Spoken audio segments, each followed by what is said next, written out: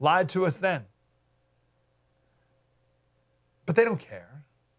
They don't. They don't care. They'll continue to lie to you. They don't care. As Jesse Kelly said, it's all politics. It's all politics.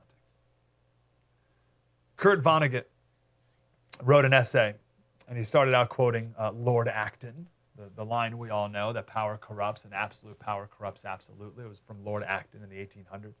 But then Vonnegut said this. He said, human beings are chimpanzees who get crazy drunk on power. And by saying that our leaders are power-drunk chimpanzees, am I in danger of wrecking the morale of our soldiers fighting and dying in the Middle East? No, their morale, like so many bodies, is already shot to pieces. They are being treated, as I never was, like toys a rich kid got for Christmas. Our soldiers have been treated like toys that a rich kid got for Christmas.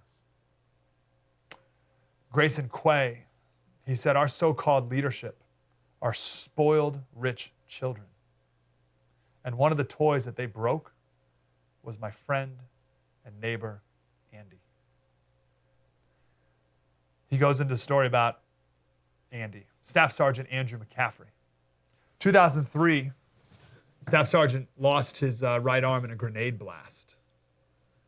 Then he came home and learned how to shoot with his left hand, and then went back to Afghanistan on 3 separate deployments. He's the first soldier in Army history to be deployed after losing a limb. And his friend said that this was an act of courage, sacrifice, and dedication of which the politicians who sent him to war and the generals who commanded him were unworthy. An act of courage that the generals are unworthy of. Andrew came back home and he committed suicide just last August. His friend said, I'm more worried for the souls of those who drove him to it. Unrepentant reprobates whose negligence and dishonesty spat in the face of Andy's sacrifice, botching the war, bungling the withdrawal, and then patting themselves on the back for doing it.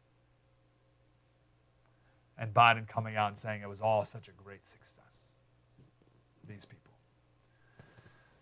Generals, think tankers, talking heads, they've lied to you for 20 years about Afghanistan. Lied to you for 20 years. And Biden's still lying about how wonderful he did with the withdrawal. This Grayson Quay guy, he had such a good line. He said, our president did not realize that if you're being eaten by a tiger and you've managed to pry its jaws open, you should probably pull your head out before your hands. I still love that imagery.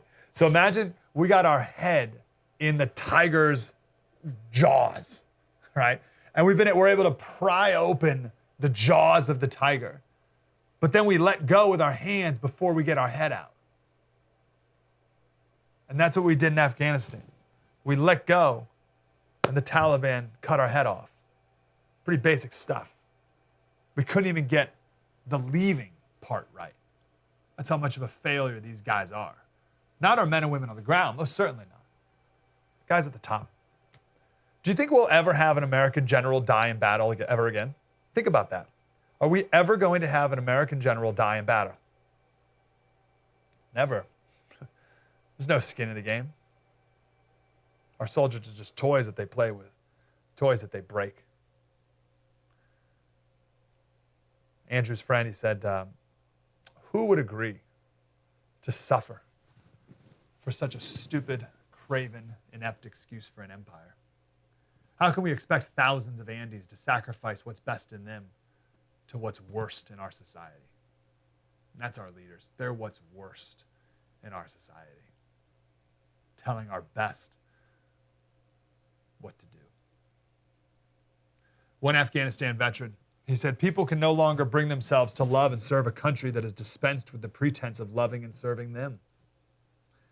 Unfortunately, no civilization can long endure without people willing to make such sacrifices. And if we want to keep ours, our country, we must strive to be worthy of those men and women and demand that our leaders do the same. What's one way of doing that? When you say leave no man behind, you mean it. Not, well, we got 90%.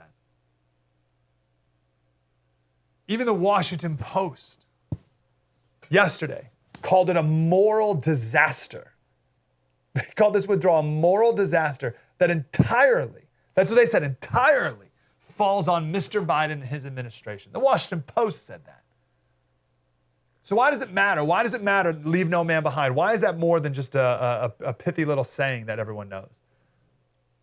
Well, there's really important reasons. You have the moral obligation, but then you have the practical ones. Let's talk about the practical obligation. You don't leave a man behind because when you send our toy soldiers out to war, you want them to fight without having to worry that if they get caught behind enemy lines, they'll be abandoned.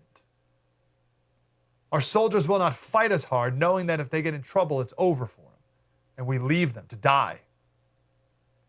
Our men and women need to know that we will move heaven and earth to go get them. We will spend impractical amounts of money and take impractical amounts of risk to go find you because we will never leave a man behind. We'll do everything. We'll do all this. If you're out there fighting and in the back of your mind, you think, geez, if I get captured, no one's coming for me, you're not going to fight as hard. You can't have that. That's for service members. Maybe it's a bit different for American citizens, but American citizens should have the same assurance that the American government, the American people, the American leadership is not going to leave you behind in a war zone that we just suddenly abandoned. This isn't rocket science. You get the citizens out, then the military leaves. You get your head out of the tiger's mouth, then you let go. 90% of the people out, bragging like that's some sort of success?